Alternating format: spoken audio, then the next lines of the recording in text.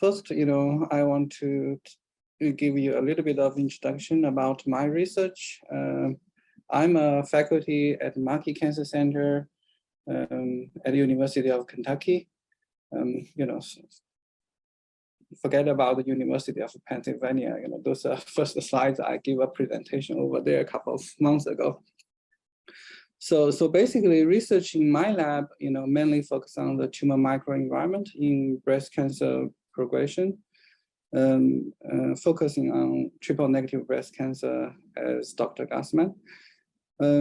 So, when I joined the Markey Cancer Center about 10 years ago, I'm trying to look at the tumor microenvironment remodeling at a whole genome level.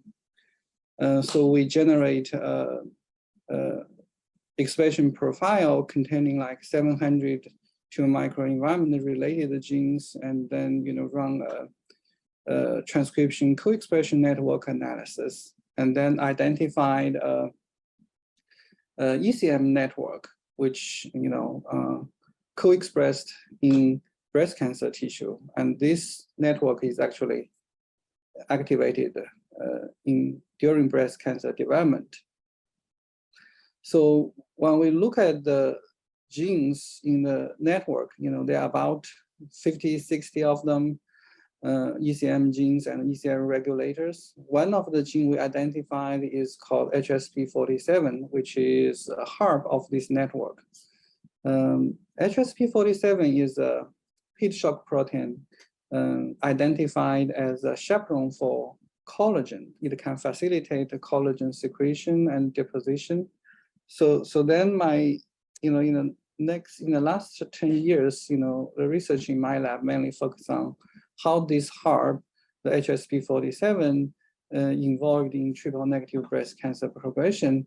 We recently show that this gene is highly expressed during the EMT process. And during the EMT process, the ECM transcription network is actually induced. So therefore, it requires this chaperone proteins highly expressed, therefore facilitate ECM deposition. So we further show that cancer cell produced ECM during the EMT process is very important for the circulating tumor cells colonized at a distant organ. This paper has been published in PNS 2 years ago. So basically what we show is HSP can facilitate the collagen secretion in circulating tumor cells.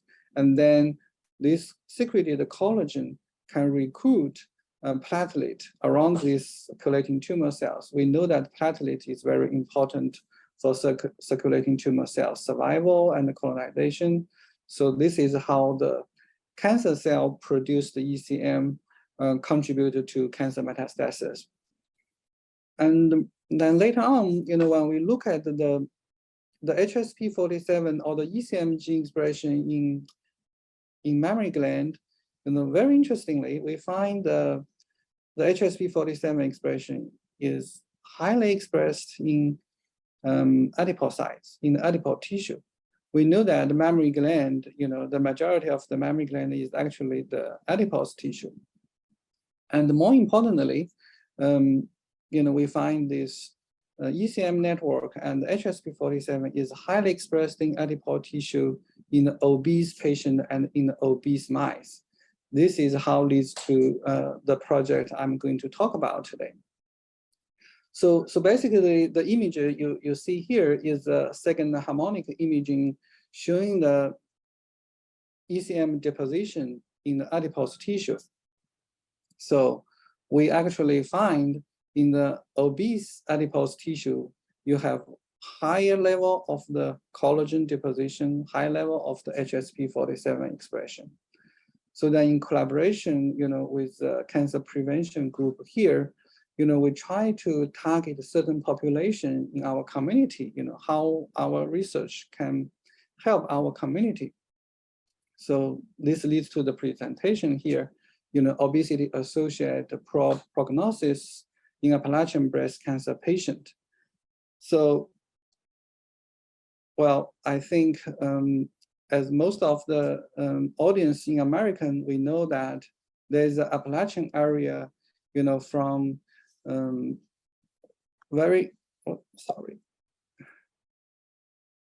from the east and north of America to Alabama, this Appalachian area is actually, I would say,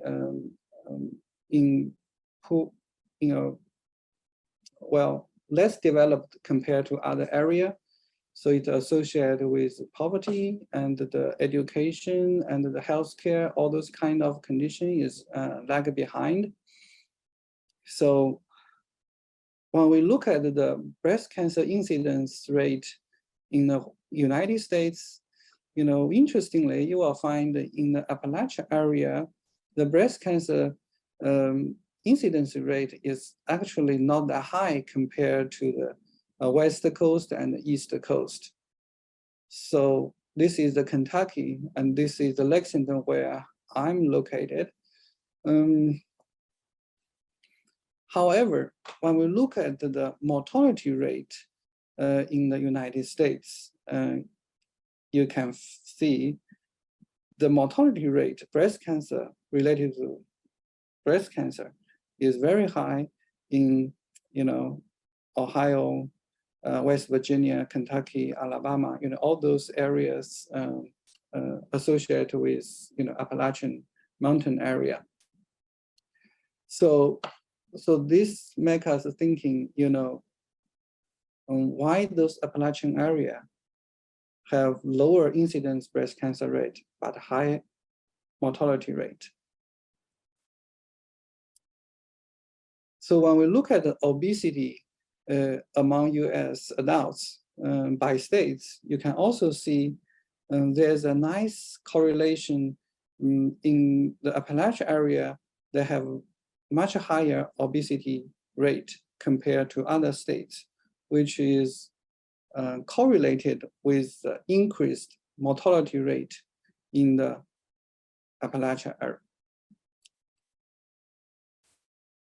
So there are many reports have been published, showing that obesity is associated with poor prognosis in breast cancer patient. For example, the obesity is associated with about 35 to 40% increased risk of breast cancer recurrence and death.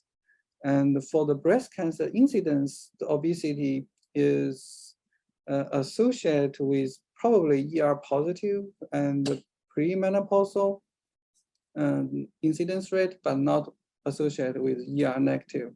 Well, there are many different reports, sometimes they're showing the controversial data, but in general, people are thinking, the obesity association with breast cancer incidence rate is menopausal dependent, ER dependent.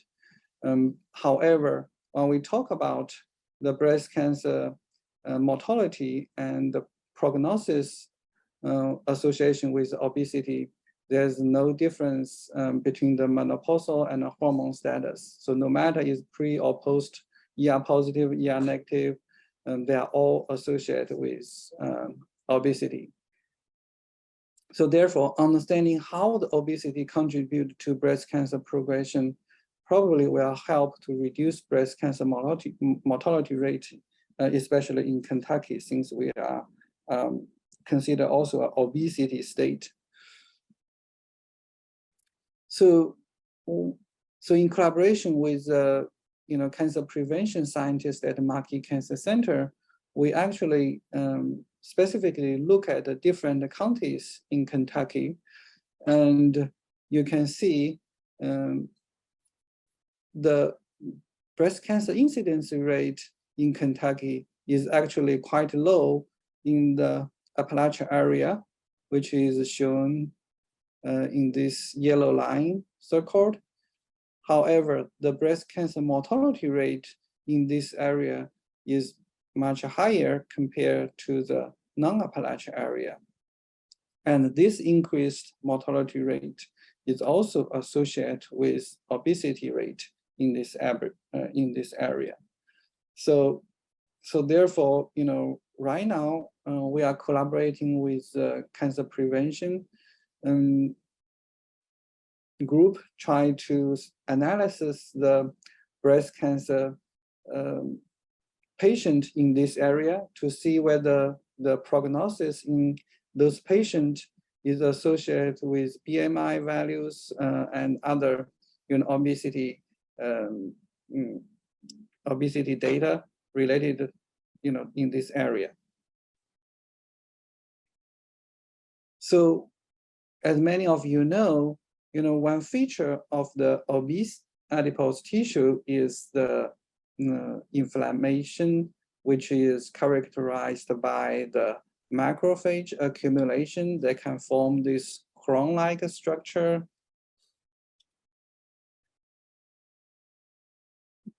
The crown-like structure shown here. And also another feature of the obesity adipose tissue is they have increased ECM and collagen deposition. And this process, we call it fibrosis. So the fibrosis and the inflammation is two features of the adipose tissue in the obese patient. So right now we try to find the ways we can, analyze the fibrosis and inflammation status in the patient sample derived from Appalachian area. We try to do some correlation analysis to see whether the fibrosis status and inflammatory features in the adipose tissue to see whether they are associated with obesity and whether they are associated with poor prognosis in the cancer patient. So that leads to the two important questions need to be addressed. How can we identify and check the inflammatory and the fibrosis in the mammary tissue? We are thinking about using the second harmonic imaging analysis, some IHC analysis, and then to detect the association of inflammation and fibrosis with breast cancer prognosis in Appalachia patient.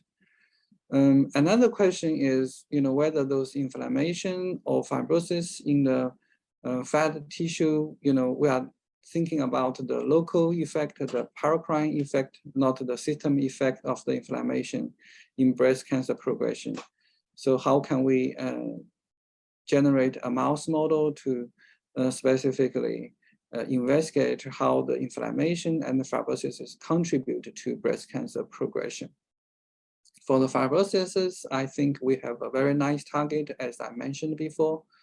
We have generated the heat shock protein knockout mice. We are going to cross it with some mouse mammary tumor model and using the high fat diet to induce the obesity in these mice, and then we can examine the function of fibrosis in this process.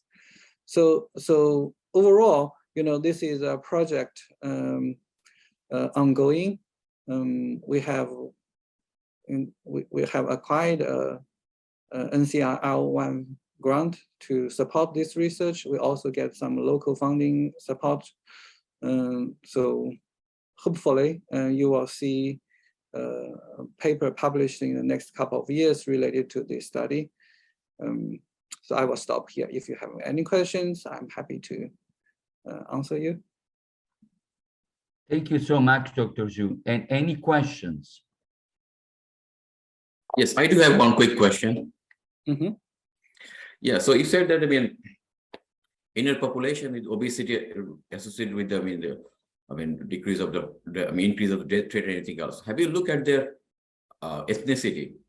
African American or Caucasian American, or there's lots of Native American in that area also. That's a very good point. We actually include all those populations in our RB, African and also Latinos, all those populations will be included in this study. But we didn't specifically focus on certain race. We think it's the general obese issue. The obesity is a big issue for the Black woman but there are also certain white women obese in the local. So we just pull them, all of them together. Oh, thank you. Okay. And obesity-induced inflammation and fibrosis, of course, are common in the liver as well. In a lot of these patients, at the same time as other comorbidities, you're going to see NASH as well. It would be interesting to determine whether or not hepatic metabolism changes contribute to this. Yeah, that's a system effect. You know, so for the obesity in cancer progression, especially for breast, you know, there are system effect and local effect. For the project we are working on, we focus on the local effect, but we didn't exclude the system effect. So for the inflammation, you know, analysis, we will also get the blood samples, so we can look at the IL-6 and all those cytokines in the blood level.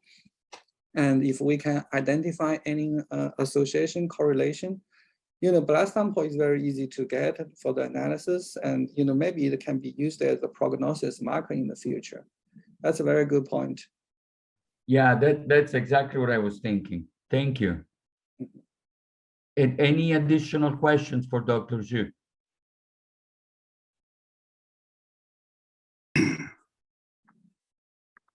Gassman, you probably want to unmute yourself. Hearing none, I'm going to ask. Oh, you're asking a question. Sorry, go ahead. Dr. Gassman. Yeah. So I just had one question. Because inflammation levels vary so much in different populations based on their environmental exposures, particularly in the Appalachian region, are you using any circulating biomarkers for the inflammation to kind of see if you have subgroups in your types? Yeah, that's a very good point. You know, right now we haven't identified any specific inflammation markers. We are thinking about a couple of cytokines and adipokines, you know, related to the obesity.